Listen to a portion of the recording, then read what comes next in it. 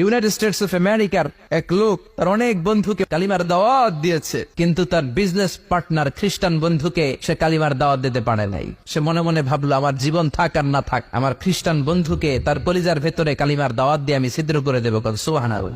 খ্রিস্টান বন্ধুকে দাওয়াত করলো তার বাড়িতে, ভাবলো একটা দাওয়াত করি, দাওয়াতে খাইতে আসলে কালিমার দাওয়াত দিয়ে দেবো। খানার দাওয়াতের লগে কালিমার দাওয়াত আছে না নাই? ও মিয়া, খাওয়া আছে যেখানে মানুষ যায়, জিলাপি আছে যেখানে পোলাপান যায়, দাওয়াত দিল, খাবারের দাওয়াত, ডাইনিং টেবিল ভর্তি খাবার আর খাবার। খ্রিস্টান বন্ধু আসছে, পেট ভরে খেয়েছে, মহা খুশি, আমার মুসলিম বন্ধু আমার দাওয়াত দিয়েছে, আমাকে লাঞ্চ করালো।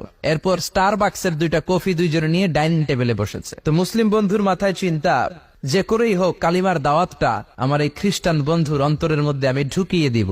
খ্রিস্টান বন্ধুকে সে জিজ্ঞেস করলো, oh my friend, how much time do you need to make a parallel circle by 2 million Christians? ও আমার বন্ধু, 20 লক্ষ খ্রিস্টানকে তুমি গোল গোল করে দাঁড় করাবা, তোমার কত সময় লাগবে? খ্রিস্টান বন্ধু বলে, what's the hell are you talking about? এগুলো তুমি কি কও? 20 লক্ষ খ্রিস্টান তুমি পাইবা কই? আর 20 লক্ষ খ্রিস্টানকে এক মাঠের মধ্যে যে দাঁড় করাবা, এরকম বড় মাঠও পাবা কই?